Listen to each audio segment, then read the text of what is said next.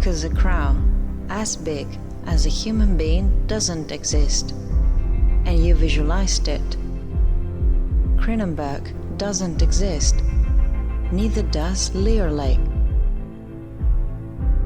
Our mind is capable of finding coherence in the unreal.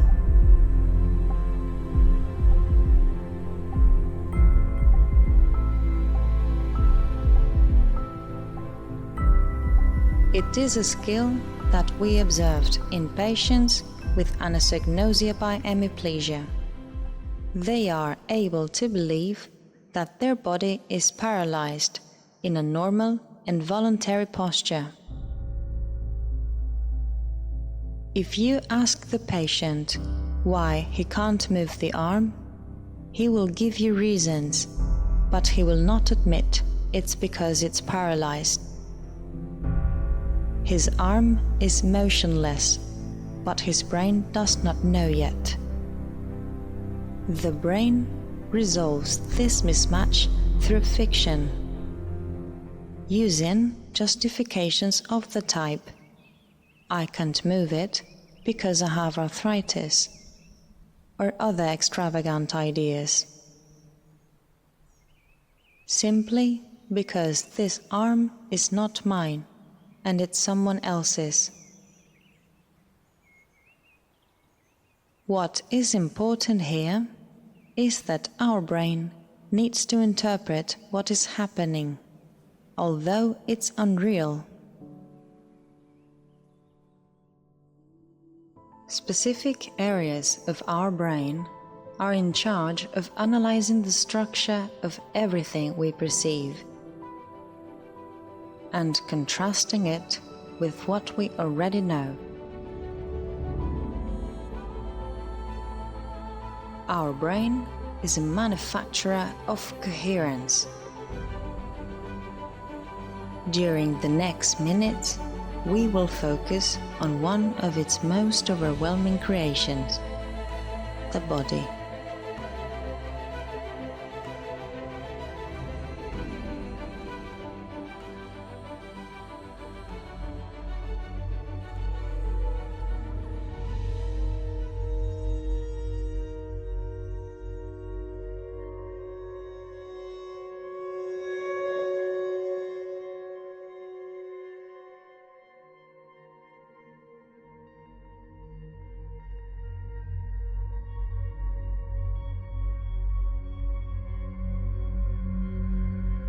We ask ourselves, how does it feel to be inside, have, and control a biological body?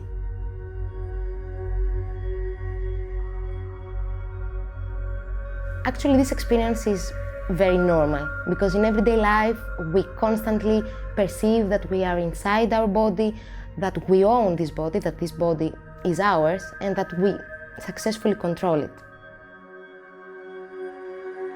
People that have a brain damage in a specific area and they experience these out-of-body experiences perceive themselves actually outside their physical body, like for example in the roof, and they do not recognize their physical body, their biological body, as their own body.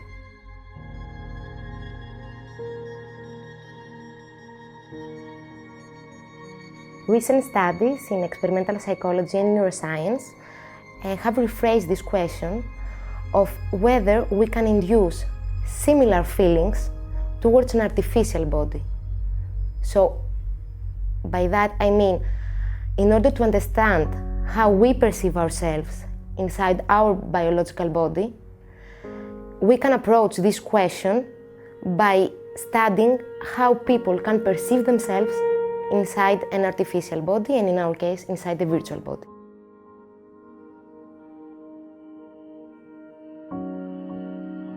However, the term embodiment has been used in various ways, in various disciplines, describing different dimensions of our body awareness. Recently in Event Lab, our virtual reality laboratory, we adapted a minimal and simplifying approach to the sense of embodiment.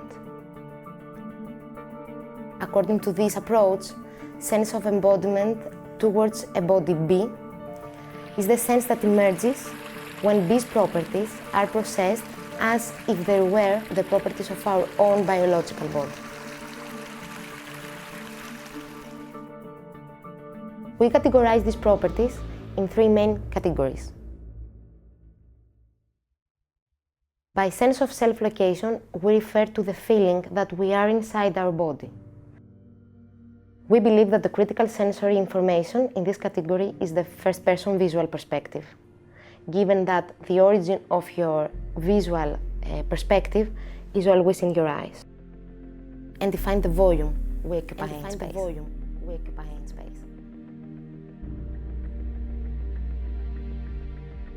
By sense of body ownership, we refer to the feeling that our body belongs to us. Our body and, of course, the associated bodily sensation belongs to us. A critical sensory input in the second category of sense of body ownership are the visuotactile correlation between our biological body and the artificial body, additional to the visuoproprioceptive correlation between our body and the artificial one. The third category concerns the properties that are related to the sense of agency. And by sense of agency, we refer to the feeling that we control our body, that actually our body obeys our will. And in this category, the critical sensory input are the visuomotor correlation between our biological body and the artificial one. The experiments that we're doing in Event Lab in order to study body perception in virtual reality are based in the principle that our mental body representation is based on two types of knowledge, the prior knowledge and the current knowledge. The prior knowledge includes all the information we have, either innate or since our birth until now, that concern how our body usually looks like. Now, the other type of information, the current information, consists on the image that we have about our body at this concrete moment. So in Event Lab, we are trying to provide to our participants multisensory and sensorimotor evidence about a different current body representation. So by this approach, the prior information and the current information are always contrasting through time.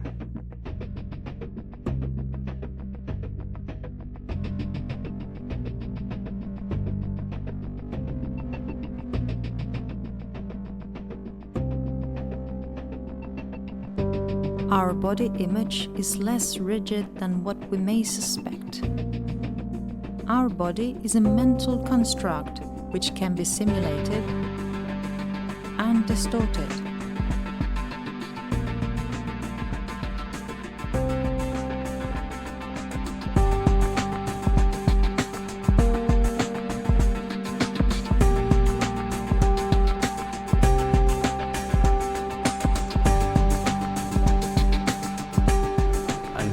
Body illusions may happen naturally when a sensory part is damaged, or they can also be artificially induced in the lab.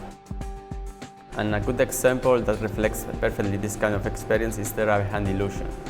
In this illusion, we replace the real arm of a participant with a fake one in the same position, plausible position, and one experimenter starts touching both the real and the fake hand synchronously.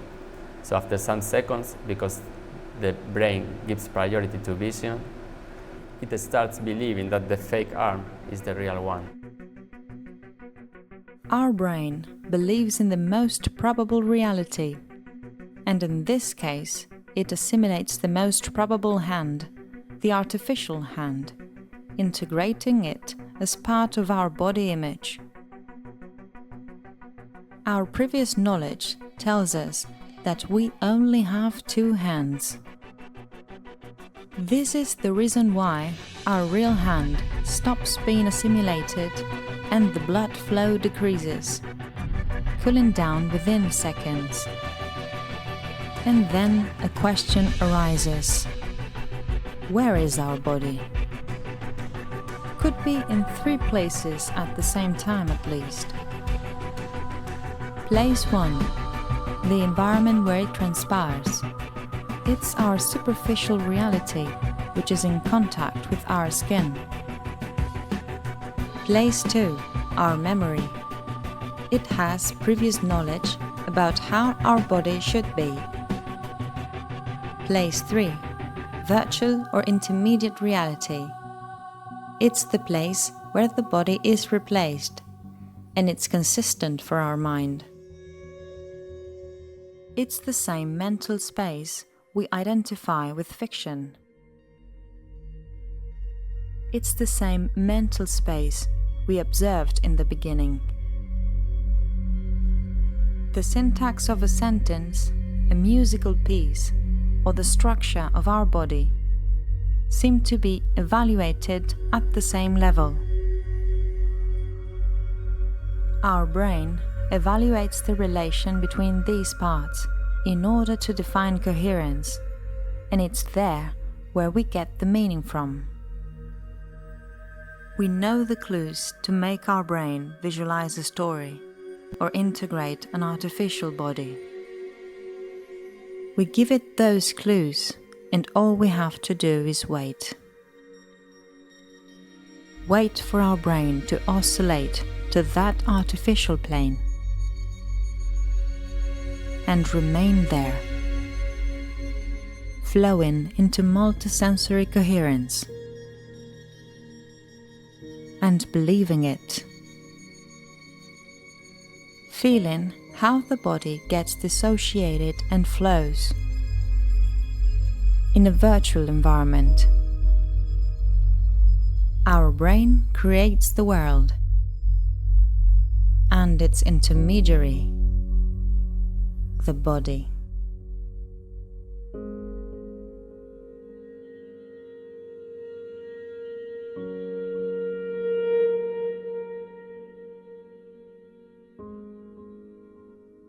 Si tú haces equilibrio en una lista de madera y lo haces a medio metro del suelo, es posible que camines por un listón de madera así cortito como unos 10 o 12 metros, pero si ese mismo listón de madera te lo ponen a 15 metros de altura, seguramente no seas capaz de dar un paso. Entonces, la diferencia no es física, realmente la diferencia es mental.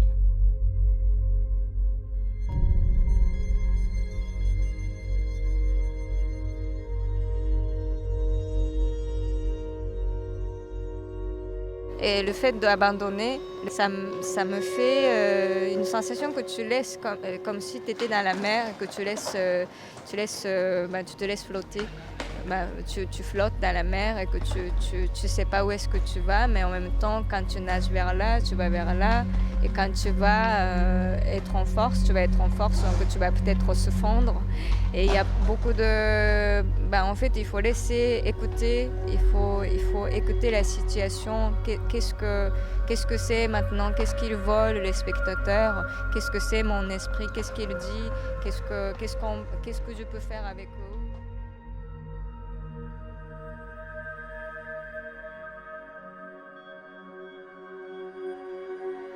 Que sí que sé que hay un punto que es muy físico porque luego se transmite al plano físico, pero sí que hay un punto muy mental del dejar de pensar y el dejar de racionalizarlo, intentar racionalizarlo todo, y el fluir y el sentir, ¿no? El dedicarte a sentir y actuar en consecuencia de esos sentimientos.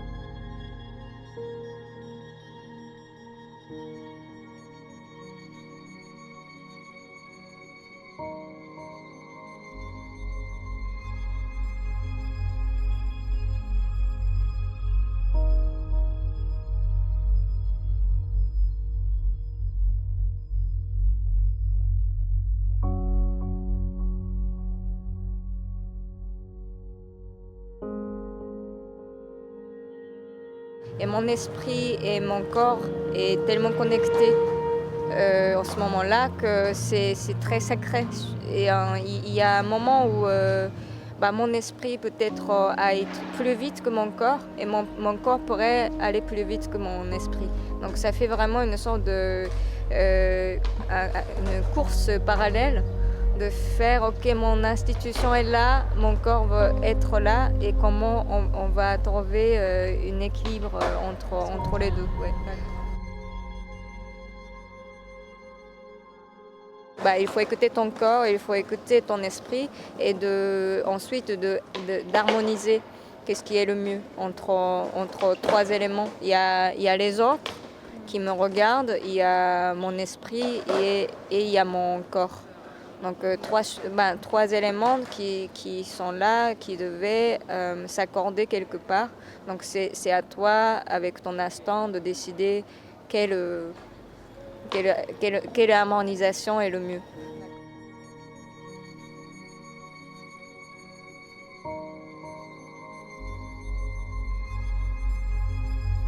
Cuando estás en un punto muy extremo de una escalada en solitario, yo he llegado realmente a sentir que mi cuerpo no pesaba.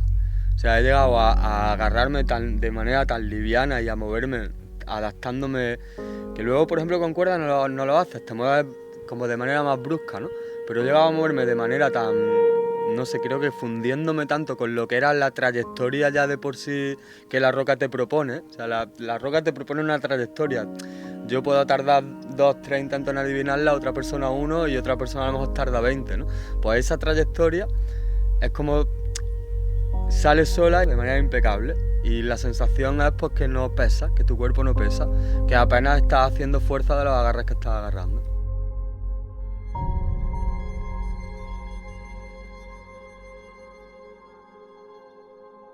Il le dit, Nijinsky de ballet russe, il a écrit une journal et dans son journal il le dit quand je tombe sur scène, c'est parce que mon dieu, il y a un dieu qui me fait tomber sur scène. Donc je suis supposée de tomber sur scène. Et moi je sens pas comme ça, mais je sens comme si il y a quelque chose qui est très spirituel, qui descend à mon corps et je vais incarner ça.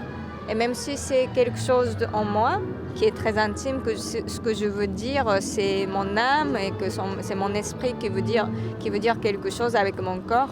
Ça fait qu'il y a une sorte de, comme on dit, on est comme si, c'est pas une machine, mais comme si un aspect marionnette qui bouge dans tous les sens, mais en même temps il y a un esprit dedans. Donc cet esprit raconte quelque chose avec le corps qui aide à raconter. Et j'aime bien quand on voit la danse, quand on voit pas la forme de corps, mais quand on voit l'esprit dedans dans le corps. Et c'est très différent quand on fait même si on fait la même mouvement, si on fait ça et si on fait ça et si on fait ça, c'est très différent. Donc quand il y a quelque chose qui est derrière de cette geste, je comprends pourquoi elle fait cette geste.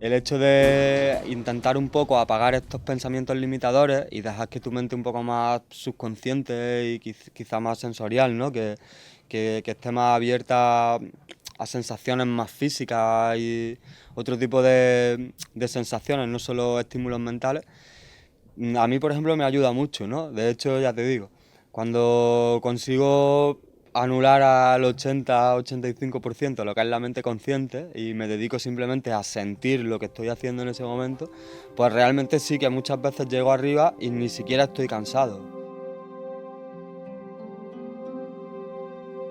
Mi mente, pues claro, como si dijéramos, pues se esparce y se desparrama y se libera por completo, pues ahí en ese momento. A través del cuerpo, claro.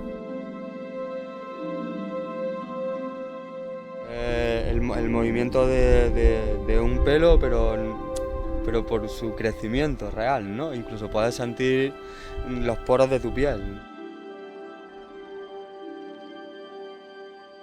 que está en nosotros, pero está en una parte de nuestro cerebro que no solemos usar, la verdad, que no sé, estamos más acostumbrados a lo que es esta sociedad un poco limitadora, ¿no? Que siempre nos está marcando unos márgenes, unas pautas a seguir, o que realmente siempre nos está educando en que dudemos mucho, ¿no? En que no seamos capaces de estar seguros si lo que hacemos es o no es correcto, ¿no? O sea, puedo llegar arriba y irme a casa frustrado. O pues un día puedo intentarlo 10 veces y caerme e irme a casa súper contento.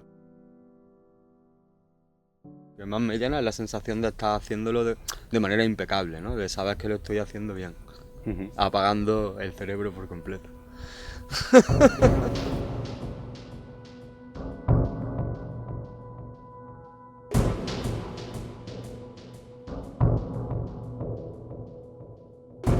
Me concentro en la respiración, en intentar estar lo más tranquilo posible y sobre todo en no perder el ritmo físico de movimiento, ¿no?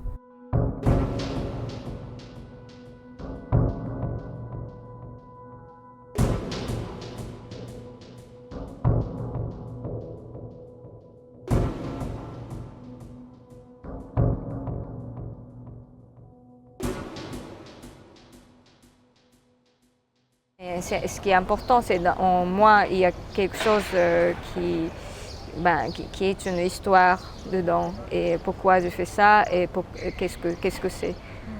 De poser des questions et de le faire dans un sens d'histoire et de dramaturgie.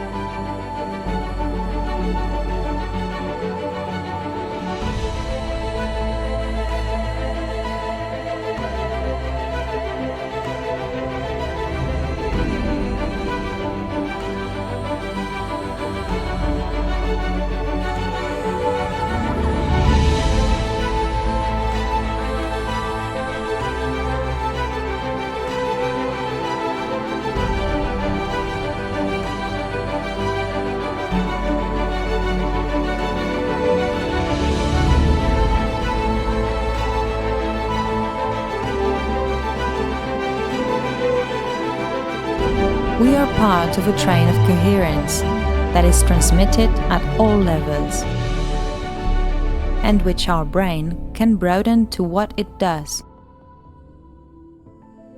When a text was spelled wrong, or a virtual body is desynchronized, we are suddenly aware of the fact that the story we were visualizing was formed of letters,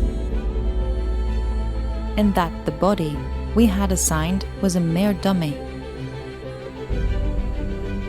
In truth, the bridge established between our mind, the body, and our reality can collapse anytime. In order to keep these three elements synchronized, we should start to obviate the mechanism. If you invest your time in analyzing how it should be read, you'll have a hard time trying to visualize it. Obviate the process. You know how to read. Visualize it and enjoy the image in any of the planes where your mind oscillates.